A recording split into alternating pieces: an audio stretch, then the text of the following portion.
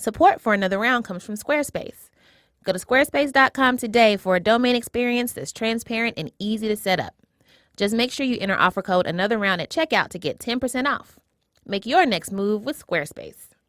Hi, everyone. I'm Heben. Wait, I have to burp. That's the intro. Excuse me. And welcome to Another Round with Heben and I have to burp. Hey, girl. How you doing, burp? I am so burpy today. I don't know what's going on. So it is Mental Health Awareness Week. AKA every day of my life. AKA every day of our lives. Yes. And every episode. Yes. But it's a special week, so we want to celebrate in a very particular way. Yeah. And the way that we want to celebrate is by telling you to take your ass outside. This is the Go Outside episode. It is. I feel like we don't go outside and play enough anymore. Facts. Remember when you was little and all you wanted to do was go home, put on your play clothes, and just go outside and run up and down the street for hours. Doing nothing. Remember those days? Do that again now. So how are we celebrating going outside? What we got for the people? So to celebrate going outside, we are going to talk to some folks who go outside very often. So we got some experts who are not us. Because we don't really go outside like that. It's nature out there, you know, people, things I would like to avoid generally. But you're listing all the barriers. But you know who is very into going outside is our friend Rahawa Haile. She one day was like, you know what I'm going to do? I'm going to go walk the entire length of the Appalachian Mountains. She sure did. She did that. Oh my God. By herself. Yes. And she has natural hair, y'all. What did she do with her hair? Crazy. Like straight up like that book movie Wild, but blacker. And we're also going to talk to the one and only Kelvin Peña, a.k.a. Brother Nature, a.k.a. Deer Squad. Okay, so for those who do not know what that is, Tracy, what is Deer Squad? So, who's Brother Nature? Brother Nature is just a young brown man who put up a video of him hanging out with a family of deer. He named them. One's name was Money. That's all I know. Yes. And it went super viral. And so he makes videos of him just being like out in nature. So we're going to talk to the deer man himself. We're going to talk to Brother Nature. Yes. But first, we have a very special guest. Someone else who often goes outside on purpose to do things. Not the two of us again. It's not at all. But it's my mommy. Oh my gosh. She's actually here in the studio. Is she going to join us for this episode? I hope so, because I told everybody else she was. She's not even too excited. But I think we can cajole her into... Cajole? I don't cajole anyone. I want her to enter waltzing. But yeah, we got an action-packed day of people who go outside. Who are not. And we're enjoying it by proxy. Yes. And then being inspired to leave our own homes. Maybe we'll go outside one day. We love y'all and we're doing it for you. Do. Yep, you listen to the greatest. I was very excited to have our next guest in the studio until she tried to bite my finger, literally, just now. Settle down, everyone. We are in the stew with my mama. Oh my goodness. Miss Velva Clayton. Welcome. Thank you. I'm so excited. I just got emotional. Oh my God, this is a roller coaster. You're in the stew and you're wearing headphones. I'm delighted to be here. Professional. There's so much happening right now. I'm so excited. We are very happy that you're here. I'm happy to be here. I really am. Oh. I've always wanted to meet Heben. Aww. That's why I'm here. I will take it. What would you say is like your general relationship to the outdoors? Is that something you grew up always wanting to be around? Well, or? I was born in the country, southeastern Kentucky. And being outdoors was, I guess, our only recreation. Do you feel like fishing is a part of your self-care routine? It used to be, yes. I would like for it to be some more. I'm waiting on my grandson to get a little older and I can take him with me. Yeah. Because your fishing buddy lives in New York now, huh? You were never my fishing buddy. The never. Ever. I feel like that is an unfair assessment because you have drugged me fishing several times. You heard her say drug. Yeah. What fun is that? That was the verb of choice. Well, you don't let me have fun when we go fishing. You won't put the worm on. I won't touch them.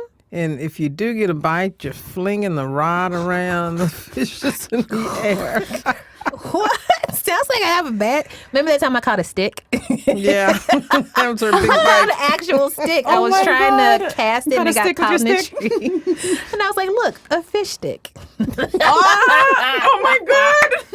I will allow it. I will allow it. Although she didn't say it then. I didn't. I thought of it later. You always do. No, always. Did you feel like you were bad at fishing, Tracy? Or Not bad at it. I She just was get lucky. bored. She was lucky. Wow. If she stood still and just fished and not throw rocks in the water or I have ADD. Okay, Go I'm not gonna sit there and just wandering look at the around. pole forever. Would you like to tell my lucky fishing story why don't you tell the fishing story as I remember it? and I will correct it. Wait, we can tell. We can tell our competing versions of the fishing story. Okay. Okay. Paint a picture. All right, What picture it. happened?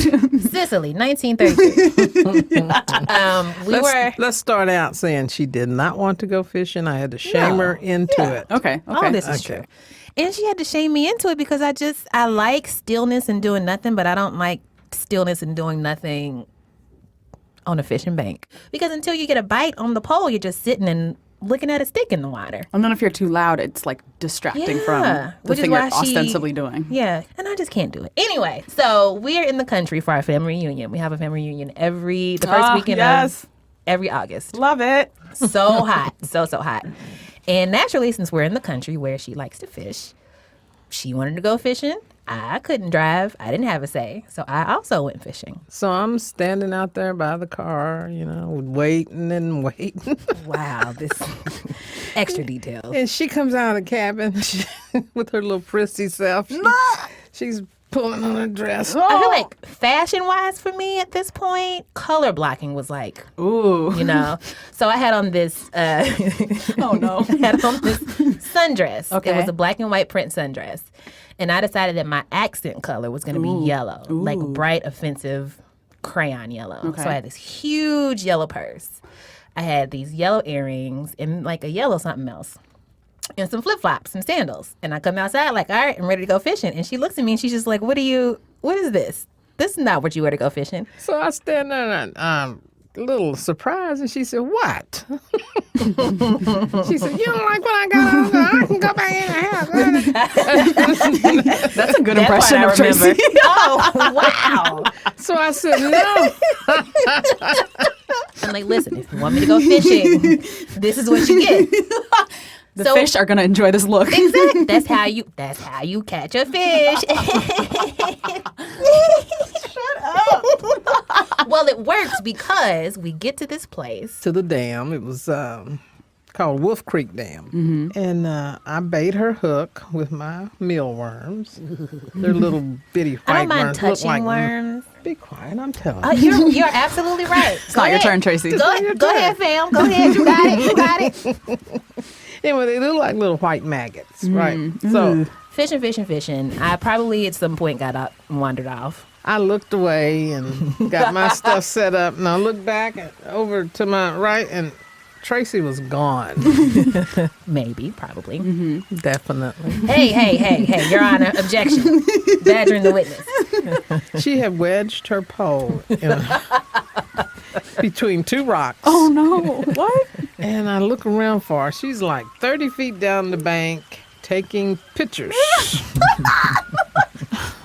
I saw a very beautiful family of butterflies. It was like a rock just covered in butterflies. And I was like, ooh, that's more fun than watching this thing. Okay. So let me just put my... Just like 2 seconds. I'm like, I'm going to go look at the butterflies come back. So I looked at her pole, and I could tell there was something on it. So I had to yell because, the water's She rushing. caught something not even there? Skills. The moral of the story is that I caught a 20-inch trout What? in that dress. What? In those flip-flops with that purse. 20 inches? 20 inches. That's a lot. That's a fish-sized fish. You could eat that, I think, and maybe get a sandwich out of it. All right, you two.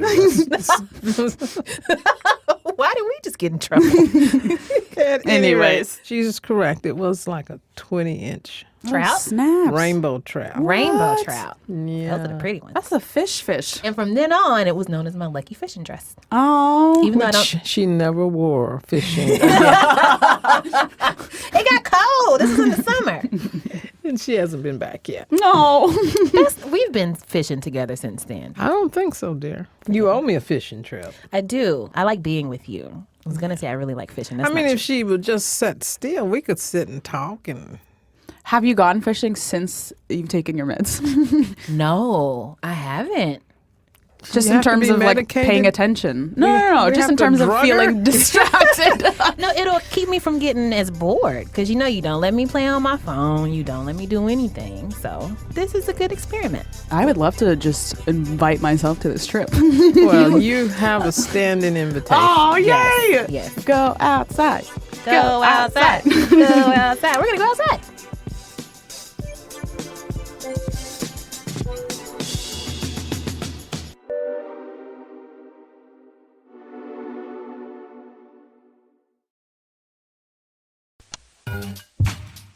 Support for Another Round comes from Squarespace. With Squarespace, you get a unique domain experience that's simple to set up and an all-in-one platform to help you create a beautiful, modern website that's nothing like those old dial-up websites. Remember that sound? To help quiz me on some other old-school tech sounds, I have with me in the stude Tyler Sorensen of BuzzFeed's creative department. How you doing, Tyler?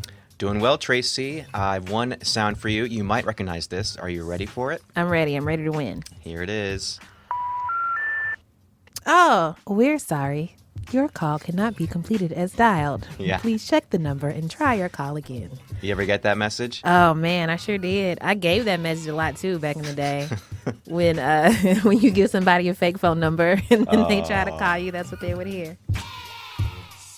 Get your unique domain today at squarespace.com.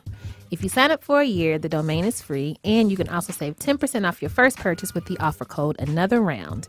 Make your next move with Squarespace. So I'm thrilled we're talking to Rahawa Haile, a writer and journalist based in Oakland who hiked the Appalachian Trail in 2016. By her black ass self. She sure did. By my black ass self. Yes. Welcome to the show, girl. Welcome to the show. Please explain yourself. That's the Please first explain question. myself. Yes, girl, what? Why? I mean, So a while ago, I remember you talking about this, that you were going to hike this trail. And I was like, okay, sure. Theoretically, one could hike a trail. Did you believe that she was actually going to do it? Yes.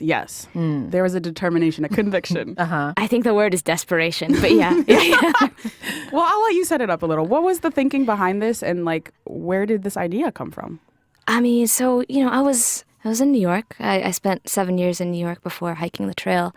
And I was kind of in a rut. I was working a stupid day job that I really, really disliked. And I know. And writing on the side, right? Like the eternal struggle there.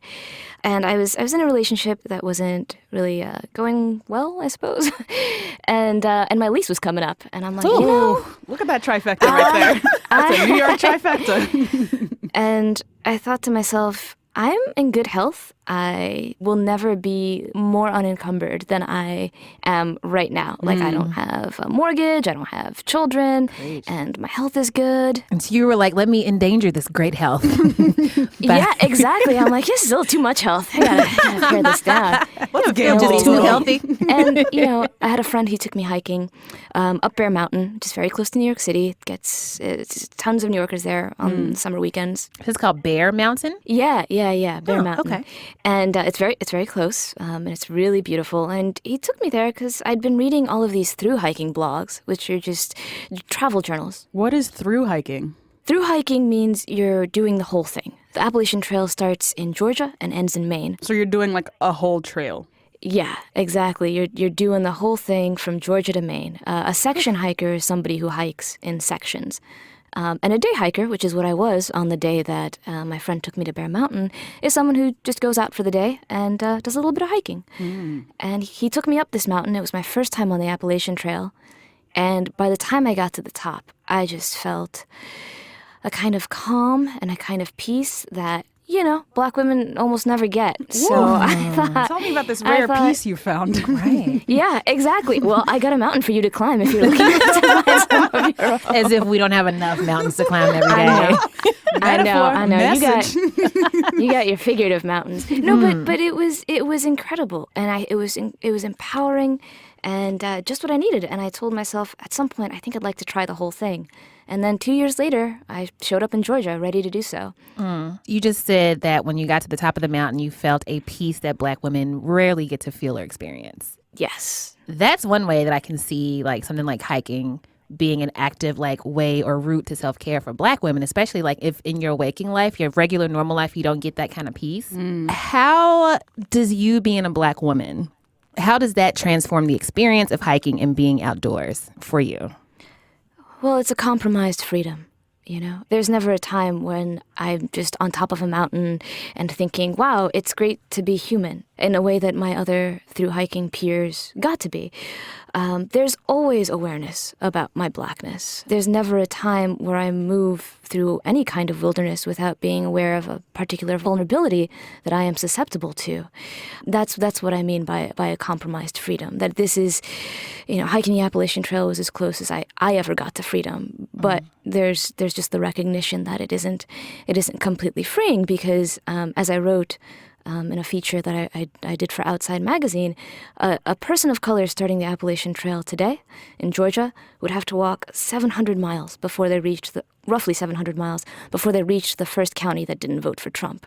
Now it's not, it's not just. Can you say that one more time? Yeah, Ooh, say that that just again. hit me in my chest. So I wrote a feature for Outside Magazine about the hike, and I crunched some numbers this past winter, and a person of color showing up to hike the Appalachian Trail, showing up in Georgia in 2017, would have to hike almost 700 miles before they reached the first county that did not vote for Trump. And so this is what I keep coming to this thing about compromised freedom, because I'm doing this once-in-a-lifetime, totally liberating thing where I'm not checking Twitter every day, which, my goodness, I highly recommend, you know? But that also just means moving through hostile territory in many ways. So 700 miles until you reach a town or a city that did not vote for Trump. That to me means 700 miles of watching my back, of expecting to be harassed and hate crimed against. Yeah. And Word. how do you deal with that?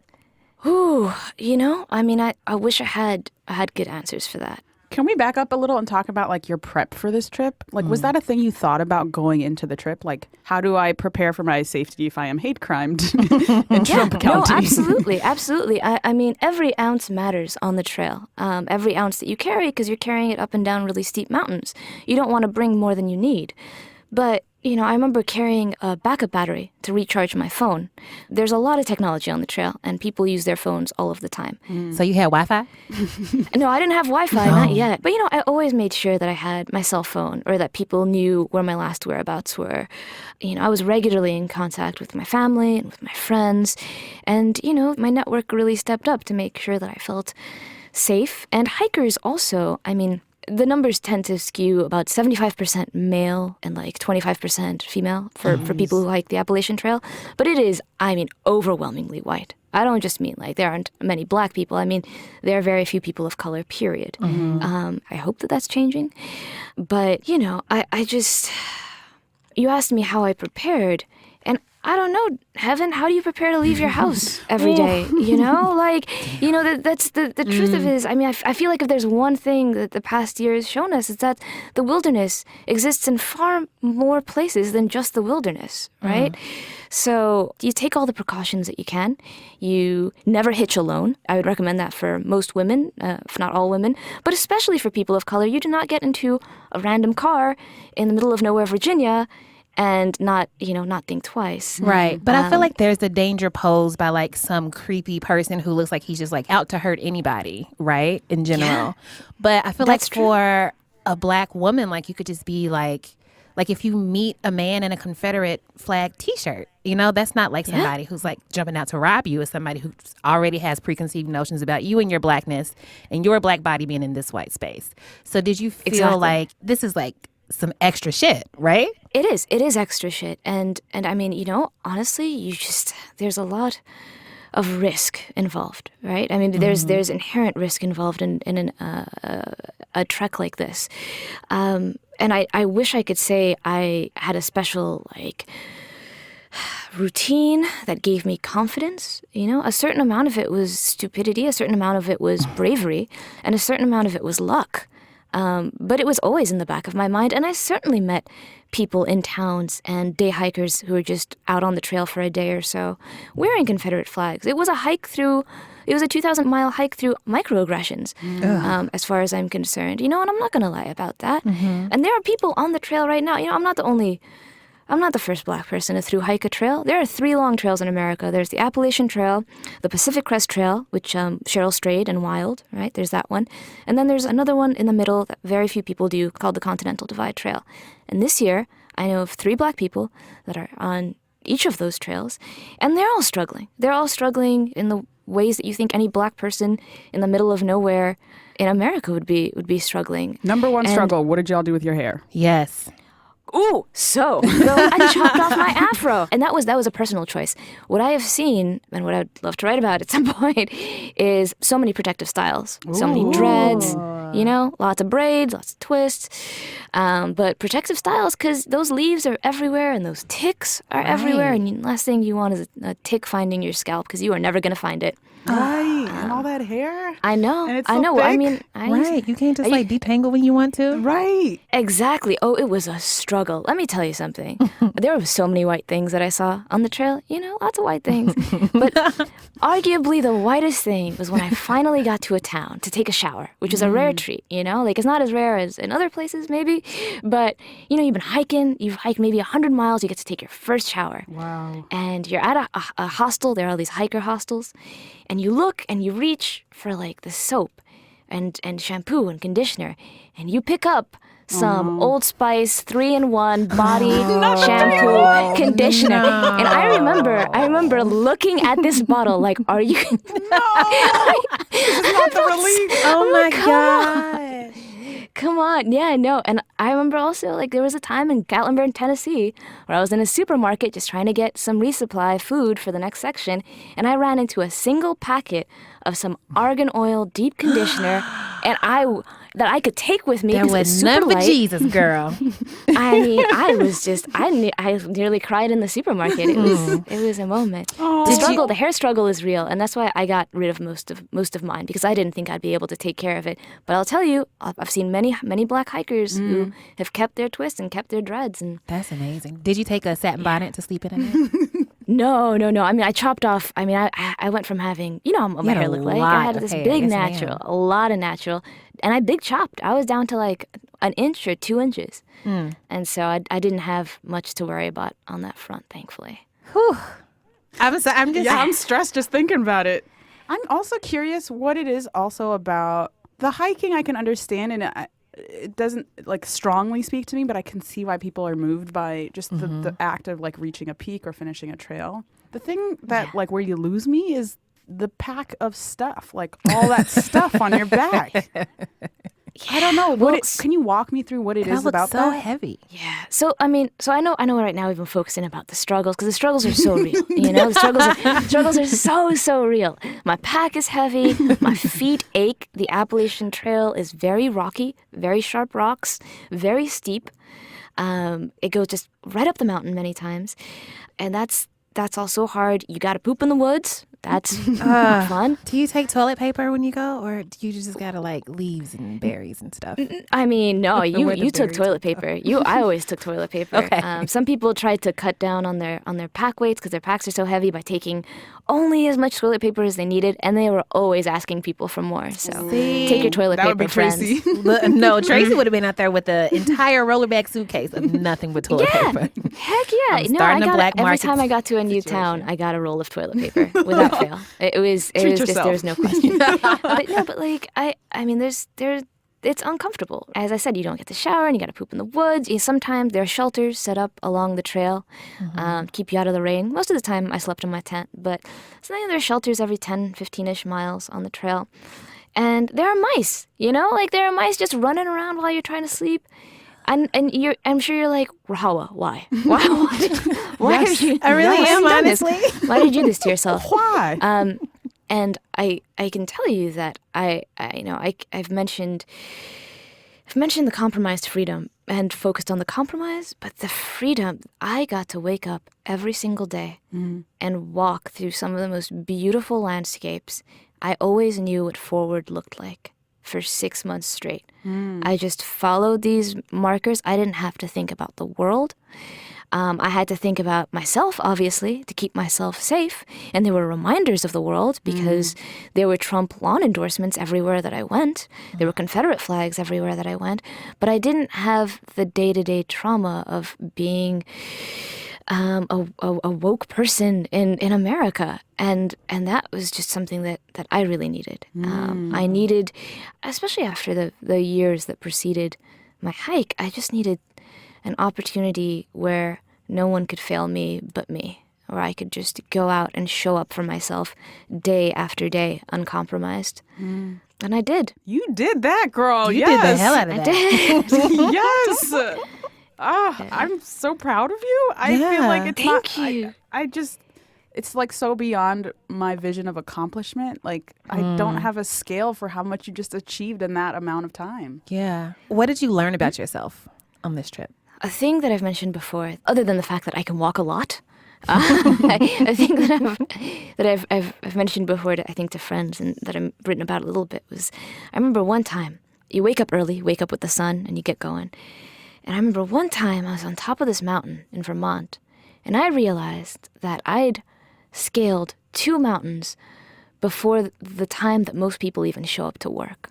And if there was something that I could bring to my life moving forward, it would be making time and making space for those attempts, for those leaps, for those climbs, in whatever shape they took, whether or not they were successful, just knowing that I could accomplish greatness even before most people set out to do so. That's an incredible lesson. I can It achieve is. greatness by coffee time. Exactly. But there's so much confidence that comes. If you could find that structure, everyone's will be different. But I highly suggest figuring out a way to feel accomplished before you've shown up to work. Oh, geez. Because if there's anything that's so gonna hard. provide that buffer, give you a little bit more room to deal with the stress of everyday life, it's gonna be that. Did your time, the time that you spent off the grid, not being woke, not having to be woke, not having to be a part of the constant just stress of being woke, did that prepare you, do you think, for your return to it? Or was it kind of like, the vacation's over and I have to go back to being stressed? Or stressed in a different way. Yeah. Right. I mean, so there's a term called post-trail depression, which is a real thing. And people, you wake up and you're the best version of yourself for 6 months, right? Like you've never been fitter, you've never had to focus on less of the bad stuff, and you come back to a world that looks nothing like the world that enabled you to be that best version. And people don't know what to do. People regain all the weight that they lost. People are broke, because they've spent all their money that they saved up. People go from, as I said, knowing what forward looks like for 6 months to not knowing at all. Many of the international hikers, especially many of the Europeans, were like, I took a sabbatical and I'm going to go back to my job. And they were just shocked that there were Americans who had no idea what they'd do after their hike. And that was really hard. And I had a very hard time. And I wrote about it. I wrote about the hike and the books that I carried for BuzzFeed. Yeah. But I had a very hard time because I did this amazing thing, and then 3 weeks later, the election happened. And then 3 days later, I left everything and everyone I knew and moved to Oakland. So it's been hard. It's been very hard. I'm glad I did it, and I'm glad I did it when I did it. But in no way did I think re-entry would be as hard as it's been. How are you caring for yourself during the reintegration? Have you been? Deflating apparently. No, that's a good question. I don't know that I am, and I don't know how to not beat myself up about that, to be honest. I'm trying, you know, I want to take a quick second and just say that another big reason why I went into the outdoors for 6 months was because I grew up in the outdoors. I grew up in Miami, which isn't a hiking place, but full of water sports. Everglades are there, Keys are there. I never felt that nature was a place in which I did not belong. And I think that gave me a lot of the confidence to go out and hike the trail. But there's so many well-documented studies about the mental health benefits of being in nature.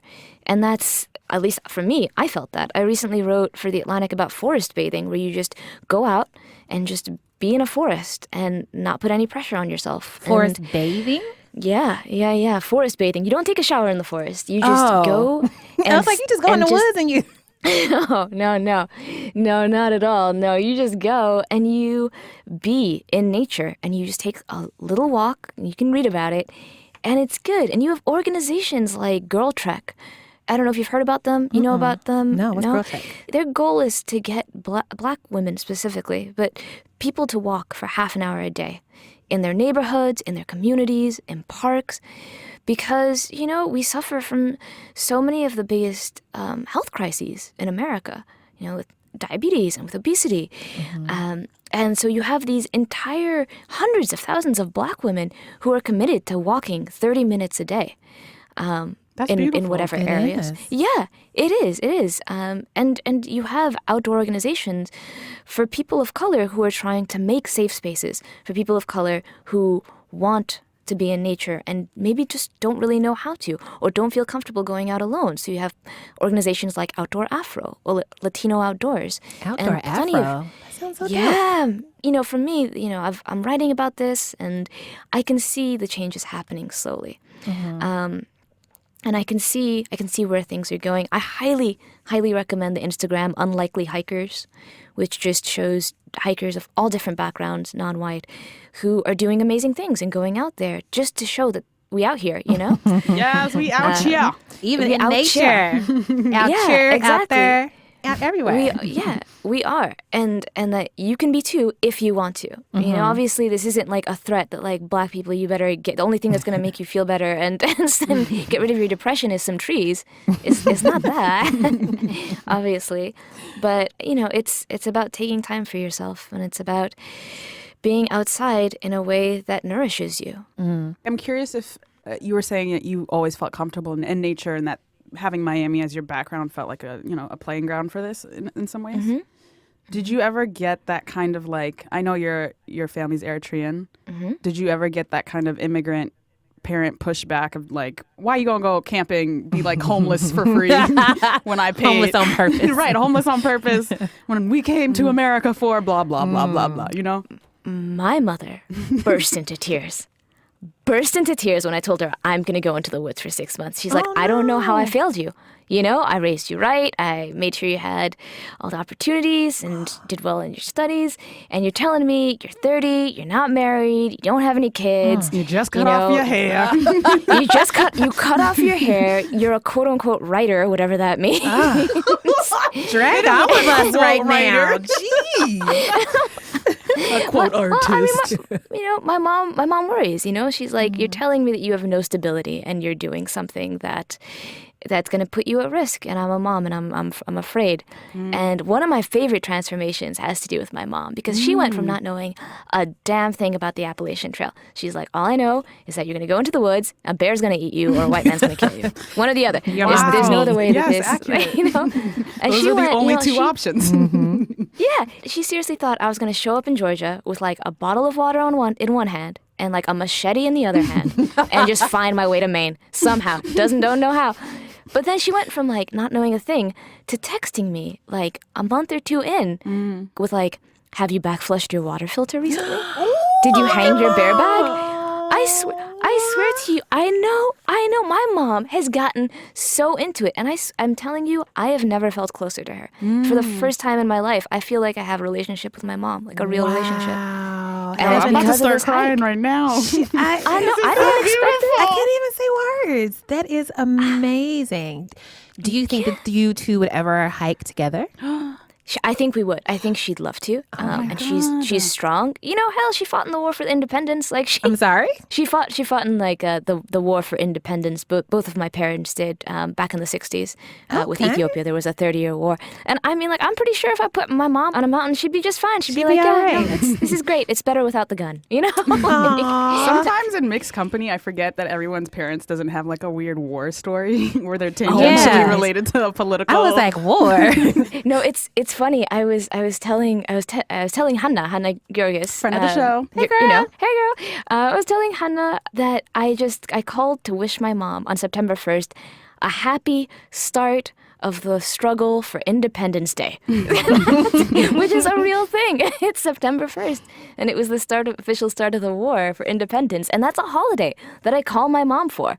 And you know, it's like that and Mother's Day. We got weird Horn of Africa feelings. Anyway, that's a different episode, I think. Oh, you right. If you had a little baby kid, a little girl, little black girl, and Little black she wanted to do what you did, what would you say to her? How would you prepare her for the journey? Yeah. Okay. So it could be for this girl, but it could be for any person, anybody listening right now. I would say, don't be afraid. You know, because if your goal is to not stop, then the fear has no place in your heart. You can be cautious, and you can definitely worry, but you have to believe that this is something that you can do, and you have to believe that this is something you can make it out of alive. And I would say to keep your heart as open as possible, because we've barely talked about the trail community, but I swear to you, the Appalachian Trail hiking community is mostly white, but some of the nicest and most welcoming and non-judgmental, kindest and generous people that I have ever met in my life. And I know I tweeted this because I think, Heben, you and I talked about this, but I can't tell you how much kindness and generosity is on the trail.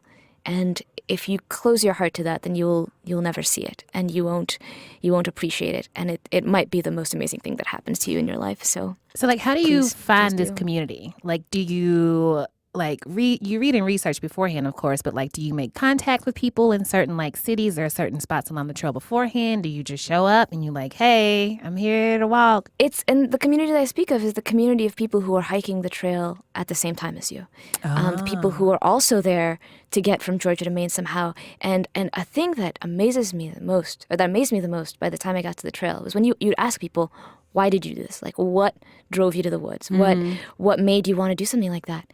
And the number one reason you get is 2 words, and that was to heal. Everybody was just looking for some kind of healing, some kind of closure to many traumas. The first person to thru hike the Appalachian Trail was literally walking off World War II. You have many veterans on the trail these days. You have many people who are dealing with deaths, who have survived cancer, who have had fiancés die. You just have people out there who are undergoing some kind of transformation, and many of them from like a really bad time in their lives, who need to believe in the possibility of incremental healing. And that's a powerful thing. It's incredible to be around those people for 6 months. It's a privilege. I feel like healing in general, but that sort of healing in particular is something that I feel like all Black people need. So are you recommending hiking the Appalachian Trail, or just, was it forest bathing? Is that what it's called? No, yeah. It's forest bathing. That's, Okay. I mean, a thing that you have to remember. People tend to make people like me, these outliers, into heroes. Through hiking is a ridiculous thing to do. I'm amazed anyone does it, you know? I'm glad you said it. And it's true. And let's be honest, it requires a great deal of privilege, right? Like, for the most part, you're able-bodied, right? Your health's okay. Somehow you have the money to not work for 6 months. Right. You know, like, there's a lot of privilege behind this. But I do believe that nature can heal. And I think that there are different ways to get to it that make sense for every person. So if you hate the beach isn't going to be your thing. Whereas there are many people who are like, no, if the more that I'm near water, the better that I feel, you know? And if you I don't think that you need to hike the trail or even go hiking at all. A thing that I fight is a belief that being in nature has to mean roughing it. one of my friends, a black woman, who used to live in DC, went trail running all the time, would never consider herself an outdoor person. The word trail That's wild. is in the activity. Yeah, no. Girl, you wildin'. But it's Right, true. right, I mean, right. there's it's just how we've been told to see what it is that we do. I am 100% for more people spending time outdoors with themselves, with their families, just being in nature. They want to ramp it up. They want to be swimmers. They want to be hikers. They want to climb mountains, whatever. That's fine, but that's not what's necessary. What's necessary is being in the world and remembering that you're a part of it. I almost want to go outside right now. Yes, let's do it. But before we do that, where can people find you and your work?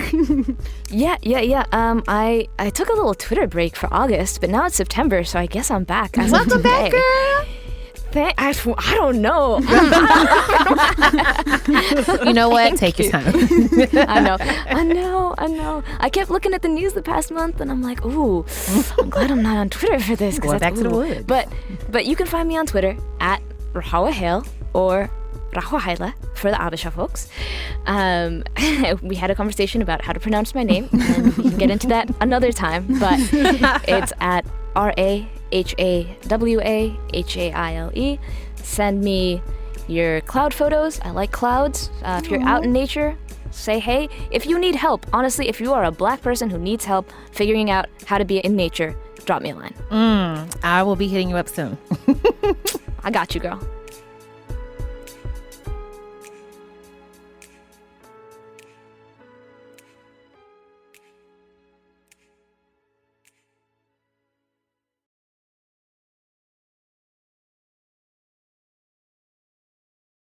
So if you listen to this podcast, person who is presumably listening to this podcast right now, you know that I'm very into animals. Yes. I'm not into all animals, but I have strong opinions about animals We in know general. you do, Tracy. So when I logged onto my Twitter one day, minding my black ass business, and I see this little brown boy just hanging out with some deer, I was like, oh, where did he do this at? And where can I go there? Yes. He went viral after some videos of him just hanging out with a family of deer. Smooth chilling. Just smooth, just like, They are homies.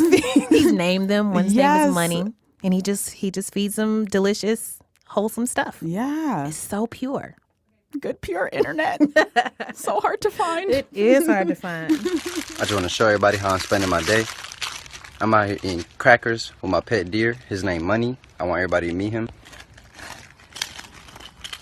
I got you, bro. Eat up, my nigga. That's my best friend right there. His name Money. We play basketball whenever we bored outside. We be lit out here, man. We love the woods. That's a good cracker, right, bro? But yeah, man. Y'all see it, man. This shit ain't regular, man. Who got a pet deer? So I'm very excited to introduce you to Mr. Deer Squad himself, a.k.a. Brother Nature. Yes. A.k.a. Cold Game Kale, a.k.a. Yes. Kelvin Peña. What's Yo, up? How are you? I'm doing great, man. Can't complain. God gave us another day, so you already know it's litty. My life has already changed by this conversation. Quick story. Like, tell me in like a couple of sentences. For the children who are not caught up on the internet. For the children who don't know how the internet works, why do we know who you are? How did you just come to hang out with a bunch of deer on the internet? Last summer, I had a deer come to my backyard. I named him Money. I consider him and I best friends. I documented it on camera. And next thing you know, his family started coming to my house, and it was automatically the Deer Squad. And I said all this on video.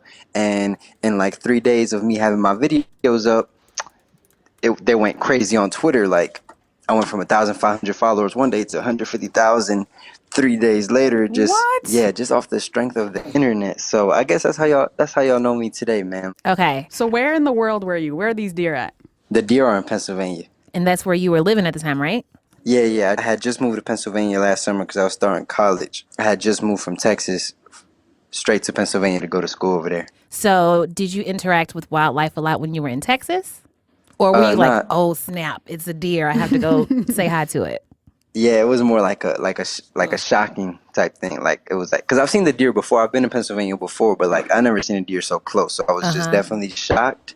And this time I had snacks in my hand, and this time it was up close to me, and I was like, oh, like all the other deer that I see, they skirt off, they run away. They don't even think about twice looking at me. So, So you knew I Money def- was something special because he didn't run. I definitely knew me and Money had a special connection because I threw him an apple at first to respect his space, but like when he took a bite of that apple, he looked at me and like he like licked his nose and then he waggled his tail and I was like, oh was yeah, like, that's got it right him. there. Got him. Facts.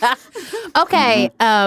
How did you know that Money's name was Money? Like, how do you find names for the deer? Is it like a feeling? Do they tell you in like a little deer language? Like, what happens? It was like my whole thought process in it was like I looked at him, like I analyzed him, and then I was just like, man, like if I really want to make this dude my best friend, I gotta name him something that I love, like something that like I gotta name him something that I love, something that I'm always working for, striving for, and Money was just it. Like it was just like I didn't think about it twice. Like it was just like, Money, and Damn. like bam, like it was like magic. The rest is history. Yeah. I'm enjoying the hell out of this conversation right now because I'm constantly like giving animals names they don't know about, don't care about. And I just love that I'm not the only person who does this. So we've seen that you and the deer, y'all squad, y'all get along. Are there any animals that you would not squad up with? I would say like an animal off the rip that I wouldn't at least try to get so close to is a raccoon. Just because, I'm not trying to discriminate raccoons or anything because I've met nice raccoons, you know what I'm saying? Like I have a raccoon friend. But prior to being with a nice raccoon, like I would not try to like feed a raccoon or nothing because, I've seen Elf too many times for me to even try to do that.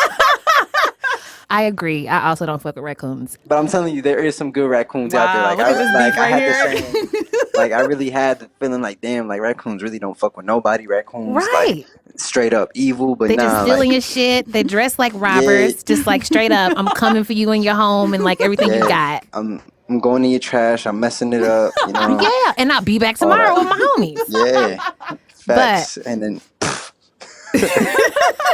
Okay, tell me about this alleged nice raccoon you met. All right, so I was in Mexico because I have some things in the works. So, P.S. Right. Side note, just be updated on your boy because you know what I'm saying. I got some things coming. Okay. But other than that, I went to Animal Sanctuary and like they had all types of animals. Oh, it was actually an iguana sanctuary where there's this guy that he gets food from the local market in Mexico every single day. They donate him food for him to feed iguanas, and he has over like 600 iguanas over there that come to him every day. And it's friendly iguanas too. 600? Like, yeah, That and sounds another biblical. thing. It does Yeah, sound like a like plague a little bit. iguanas will come to this man. Yeah, nah, for real. And like the iguanas were friendly too, because when I used to live in Puerto Rico too, and like the iguanas, like the only memory I have of iguanas is them whipping my brother, because my brother used to try to mess with them, and like my brother has scars to this day of iguanas whipping him. And Wait, time out. Iguanas did what to your brother? they be using their tails to like whip him, like one time he got too close to an iguana and it just started whacking him with his tail. Yeah. I didn't know they could do that. Are they the black Yeah, moms? that's how the they. animal kingdom. Yeah, They might be. Got a chancleta for you.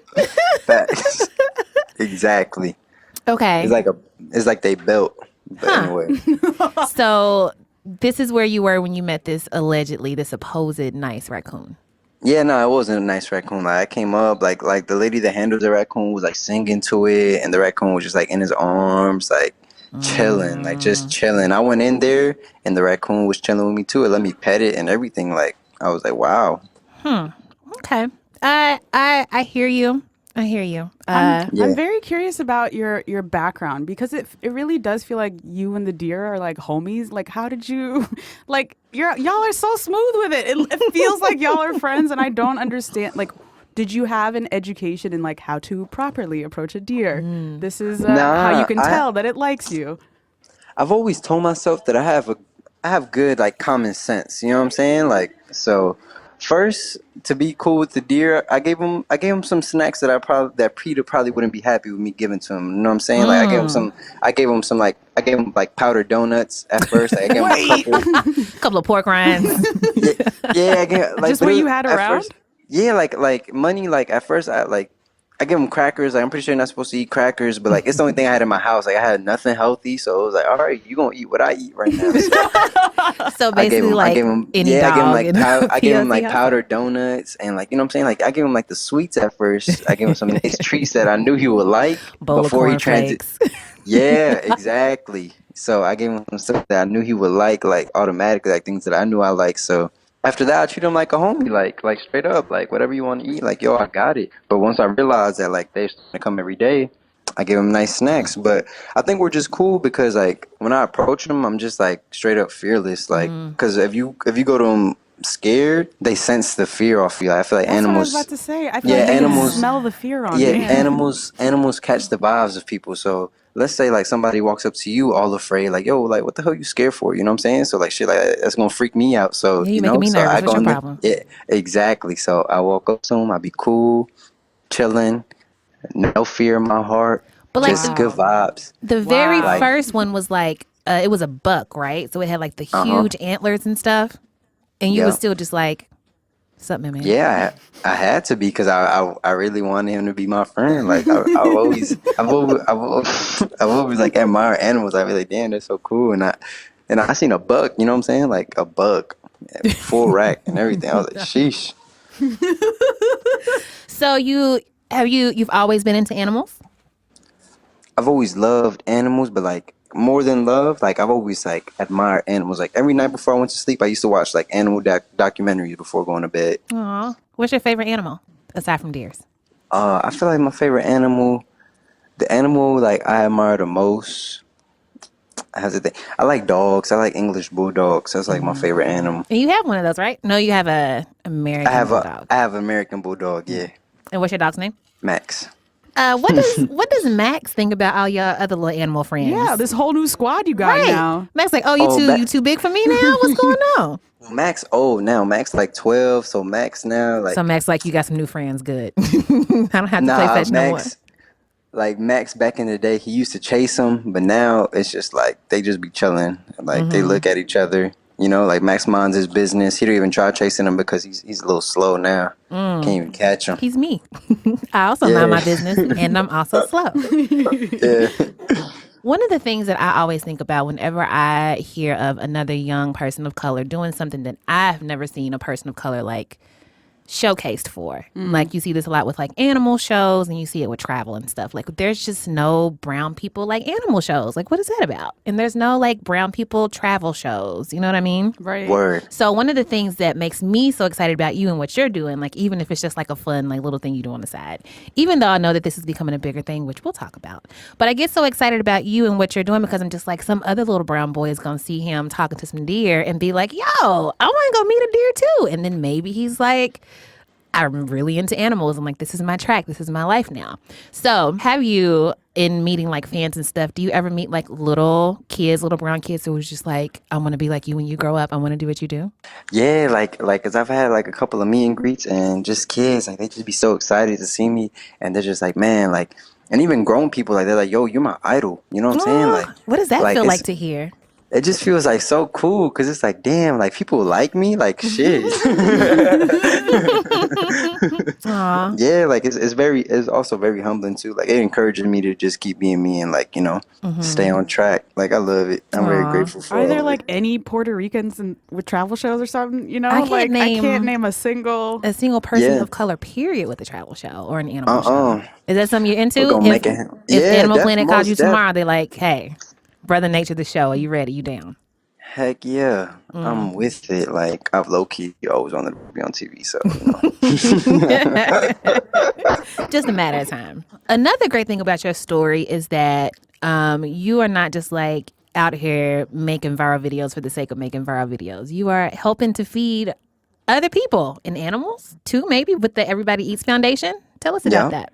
So like when I saw that I had like this like internet outburst and I have all these eyes on me and I'm like, man, like that's cool. Like now I have a voice where I can reach a lot of people and I just want to help. I want to help whoever I can help. Like I want to give back to the people, you know what I'm saying, that are not as happy. I want to spread the happiness that I have right now.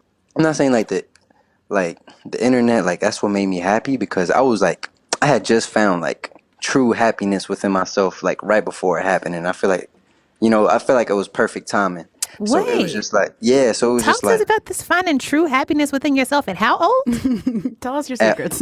all right, tell you my secrets. All right, so let's see. I was 17 when it all happened. So let's say, so like growing up, like life wasn't always the easiest. Like me and my family, like we swore up and down like we were cursed. Like so, like at least on my mom's side, because I live with my mom, and my brother. So we always swore up and down we were cursed. Because like every time something good would happen, it was like take three steps forward and like 7 steps back. It's like what we felt like, and we would tell each other that like as a family too. So like it came to a point where we had like no heater, no AC, like no heater in the winter, no AC in the summer, and we're like, damn. And then like I came through like a breaking point where I was like, shit, like really, like I want to change like my destiny. Like I want to change the curse. Like we can uplift this curse if we just say that there's no curse. Like I got that early. Like you can speak whatever you want into existence.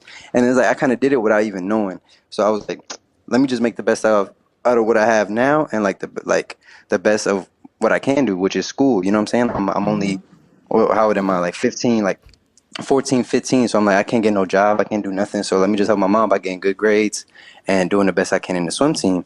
So that's all I did. Like in school, like my income was grades. Like if I had all A's, I felt rich. Like shit. Like I'm on the come up. You know what I'm saying? Like it's lit. Yes. And like if I was putting in work in the swim team, if I had a new personal record, then like that was good for me. Like that was good enough for me. And that's what I was getting my happiness off of. And then every summer, every winter, I spent with my dad. So I would go visit my dad, and that was kind of like my chill mode. Like it was different over here. You know what I'm saying? Like it wasn't as bad as home. At least I had cable over here. I had AC over here. I had heater over here. I had a nice comfortable bed over. You know what I'm saying? Then I would go back home and put in the work. So like it was like a balance. So like I realized I was like, damn, at least I have this balance, and like through the struggle, I'm working. So it keeps my mind off the struggle. So when you work through the struggle, you don't really feel like you're in the struggle because you're working. So that's like a lesson I learned young. And like by the time I graduated school, well, let's say, things started getting better. Like my mom got a new car, the AC got fixed, the heater got fixed. Like by the time, like let's say, like my senior year is starting, so I'm going into senior year happy. I'm already number 16 in my class out of 400. Okay. Out. Hey. Flex on them one time. I earned over $100,000 in scholarship. Like I was like, man, like I'm the man. my Like what's God, like, yes. you know what I'm saying? I'm like, shit, nothing gonna stop me. So did it feel to you that the deer was just like a random thing, or are you one of those people who's like, everything happens for a reason and I was ready for this to happen and it was presented to me? Good question. Yeah, I'm definitely on everything happens for a reason. I'm on that side. Like everything I've been through, like it happened for a reason, definitely. So that's what keeps me going, because it's like I really got in touch with like my spiritual stuff too, and like I don't know, like I don't go to church like all the time, but like I always talk to God. So like I just feel like God like has a plan for me, and I've always like felt like God had a plan for me. Like when I saw my friends stealing, like I never felt okay with me stealing, because like I felt like God was gonna be like, damn, Kelv, like what the fuck is wrong with you? Like why you stealing? You know what I'm saying? So like I don't know, like I always felt like I try to keep my morals straight. I always try to do the right thing. Yeah. And you are definitely doing the right thing with the Everybody Eats Foundation. Oh, thank you. Yeah. So I love how into giving back you are and how into giving back to the community you are. So tell us a little bit about how Everybody Eats operates. What do you do? How can people help out? All right, so Everybody Eats, like we're big on the holidays, because I still have school like during the school year. But whenever I get some free time, I make sure I like to help families in need during the holidays, like Thanksgiving. My goal is to at least feed over 100 people. Well, this year I want to feed over 1,000 people, because last year I fed over 100 people. But Wow. On Thanksgiving in particular, like on a single day? we did it like throughout like the whole like week of Thanksgiving. Like, so I made a video like letting everybody know like, hey, you can donate here, because we're gonna try to feed over 100 families this Thanksgiving, and we work off of donations. And what I did was I went to the local food pantry with like a piece of paper, and then I was asking people like as they got their food, like, hey, like, is your family gonna have a Thanksgiving meal this year? And the people that would say no, I took their address down. So By the time it came like 3 days before Thanksgiving, I went to all those houses with like boxes that have like a turkey that's not cooked, you know what I'm saying? Like mac and cheese, like everything that's not cooked, all the ingredients you need to make a Thanksgiving meal 3 days before so they can go through the whole experience and cook it in their house. So it's like a Thanksgiving like meal pack, you know what I'm saying? Like here you go, enjoy, cook it, go through the whole experience with your family. And yeah, and then like we did that for at least 40 homes, and then we donated like over 160 turkeys through like all the churches around. Wow. Yeah, so it was so dope. Like people were so happy, and it just felt good to like provide some, like make a holiday for somebody like Heben. It makes me feel so old and crotchety to say this, but I love it when the youth give back to the community. Because like something that we talk about here a lot, because me and Heben are really, really big fans of Vine, RIP, and just the internet and the viral life. And one of the things that we talk about a lot is how when white kids go viral, they can pretty much capitalize on it instantly, right? Like out here, they've got a channel, they've got like free vans for a year, and they got endorsements and all this other stuff. And then like black and brown people are out here actually funny, actually like killing it, and like we get nothing. And so it's really, really nice and refreshing to see. First of all, we finally get something, we're finally winning, and the thing that you choose to do is give back. I think that's amazing. Oh, thank you. Unfortunately, we are out of time, but thank you for sitting down with us. It's been a joy. Where can people find you and your work? Find me at Cold Game Kelv on Instagram, ColdGameKelv. YouTube, Brother Nature, Cold Game Kelv, Twitter, everybodyeatsfoundation.org. Awesome. Thank you so much.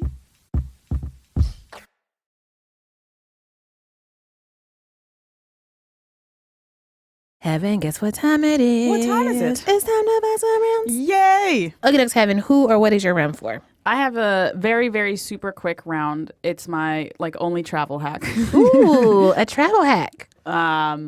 I thoroughly enjoy having a clean home to return to. Yes, ma'am. It is a strive because usually when I'm packing, everything is everywhere. Exactly. And I haven't planned in advance. And it's that exact feeling I don't want to feel when I come back of just things being everywhere. And you can just get right to relaxing. Oh, yes. Because you be needing a buffer zone, like once you get back from vacation before you have to do other reintegration things. back to society. It's a lot. It is a lot. It's a lot. Like your vacation mind will thank you if you take the time. That's so real. To just clean. Yeah. Before you leave. Clean your room. Do it. I'm pretty sure I've bought this round before. Okay. But there's so much love in my heart that I have room for another round for my mom. Oh. She's here visiting me in New York City for the first time. She got here on her birthday. Yay. Invited a few friends over. That's awesome. Yeah. And it's just been really, really nice for her to see where her kid like lives. And what jungle. she does. I got so like emotional seeing her like in the stude with the headphones on. I was like, it's coming full circle. So, But that's amazing, Tracy. Yeah, she's my best friend, and I know that me moving away was not easy on her. So it's nice to be able to bring her here and be like, look, I'm doing okay. Got a job, got good friends, got a little bit of money. I took her to one semi-fancy dinner. But that's all. Haven't we made it? Hey! Every day. Every time. It's like, a celebration. It was touch and go for a little bit. It always is. But we did it, and I'm so glad that we did it. Thank you so much to our girl, Rahawa Haile. You can find her on Twitter at Rahawa Haile. That's spelled RahawaHaile. Ask her for all the tips about the outdoors because we ain't got none. And like resources for like how to get started. Yeah. She's talking about that whole community of hikers and she will help you get plugged in. She surely will. Absolutely. Also, thank you to Kelvin Peña, aka Brother Nature. Hey. I'm so excited for all the good things that he's doing. Can't wait for that show to happen. Yeah, with this platform. I'm so ready. Yes. Discovery Channel. What y'all doing? Get it together. You can follow him on Twitter at Cold Game Kelv, Kelv. Shout out to the Pod Squad. This episode was produced by Nina Patuk and Agaranesha Chagre with editorial oversight from Eleanor Kagan and production support from Julia Furlan and Alex Laughlin. Thank you to our in-house musicians, Miss Jean Gray. You can follow her on Twitter at Jean Greasy and Don Will of the Almighty Tanya Morgan. And thank you to Hassizzle for the bomb Nola Bounce remix. Hey. As always, you can find me at Heaven Rants. You can find Tracy at Brokey McPoverty. She's taking the city. Bro broke or not. You can email us, tweet us, Facebook us at Another Round, where we always are. All the things at Another Round. Rate us on iTunes. Tell a friend, nominate us for Nobel Peace Prize, etc., etc. And sign up for the newsletter. It's so good every week. You can do that at BuzzFeed.com/AnotherRound/newsletter. Drink some water, take your meds, call your person, and go outside, fam. Yes. Right now. Right now. Let's go.